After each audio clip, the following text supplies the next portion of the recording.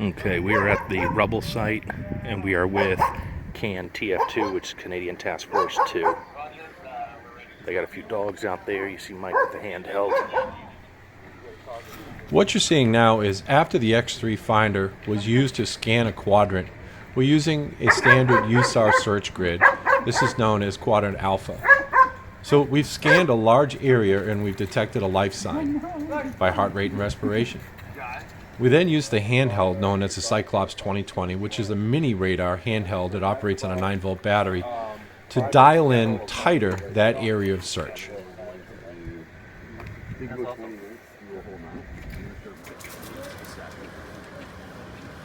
So right here we're getting, yep, right there. Yeah.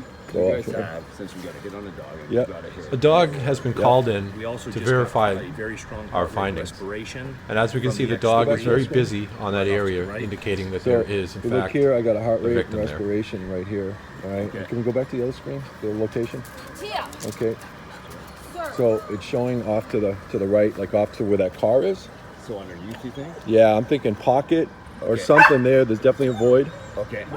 using radar triangulation, taking 3 scans from 3 positions. Okay. Our system Additional gives us a general area to look, whether the target is off to the left, center, or to the right. As we can see in this case, the dog is rewarded for a positive This is find, kind of for how a the positive technology is hit. supposed to work. Until teams are comfortable with new technology and things like this, we love the dogs to reinforce what you find.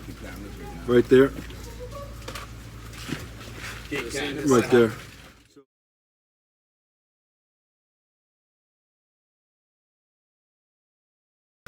So we're getting hits right along this azimuth here, probably within 10 feet to the left or right of it. You can see the Canadian Task Force 1 has marked the victim exactly where the Cyclops handheld stated or showed, somewhere in this area here. And we also saw that the dogs came in and verified the target as well. The next ESTRAC team will come in from there and try to remove the victim that's in there. Again, this is a blind test. We don't know where anyone is. Again, the Cyclops found the target first, and then the dog came and verified it. Okay, so now we're doing a verification scan. We've determined that the underneath of this collapse, this pancake collapse, is more like a tunnel. So now we're going to do a single scan because it's more like a tunnel, and it's going to trap the signal in that tunnel. So far, we've had this verified, the hit, by 2 separate dogs, by 2 separate handlers. We've had a hit with the handheld, and there's the handheld. We've had a hit with a handheld, both front on at 80 degrees and at 35 degrees. It's showing the target is off here on this side somewhere. Originally we were getting a hit here, but now it's off over here. So now we're doing another single scan with the X3. So right now they're verifying by putting hands on patient.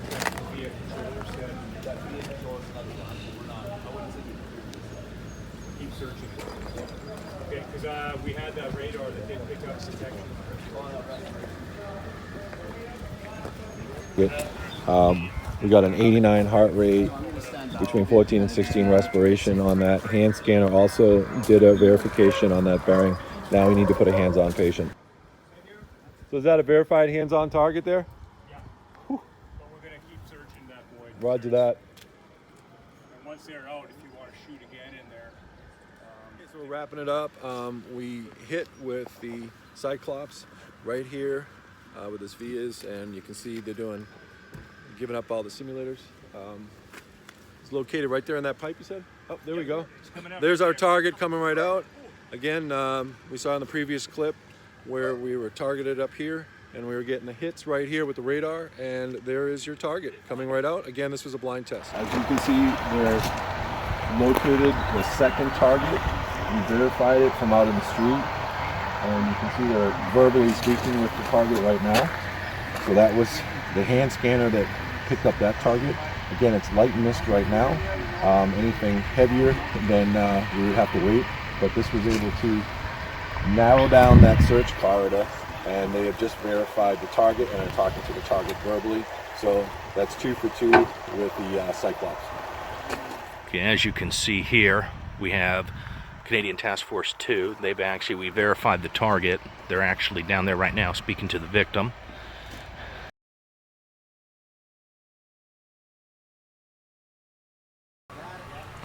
Prior to conducting searches, we like to test our equipment on live targets or known targets. So here we see the Cyclops 2020 being tested through a concrete wall and showing the result live. By peeking over the wall, we see that it is in fact detecting live victims. Here we're giving you an overview of where the X3 Finder and the Cyclops are about to start scanning.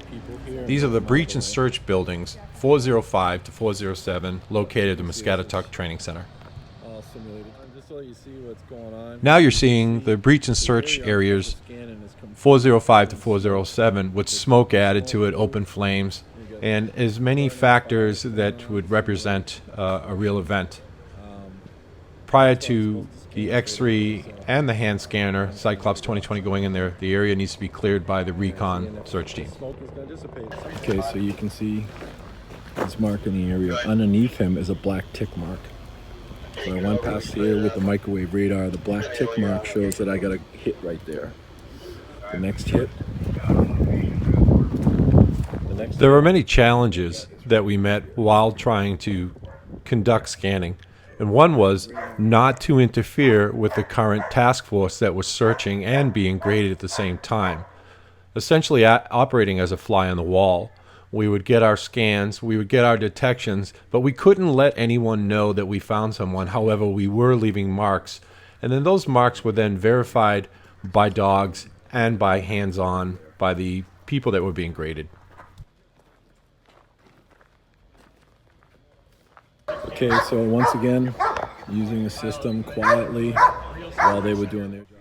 We can see here that the search team has in fact located a life sign, and you can see it above the black tick mark that we put on the wall is a green sign. The green sign is the assessment cross mandated by FEMA. You can see the mark right here in black, which is where I'm getting another hit. Right? So I'm going to go ahead and verify that hit live. Just holding it here still. Unfortunately, the Cyclops and the X3 worked better than anyone had ever thought, to the point where we were asked to remove ourselves from the area because we were actually spoiling the test for the first responders that were searching by hand and using dogs. Be patient with it. Okay.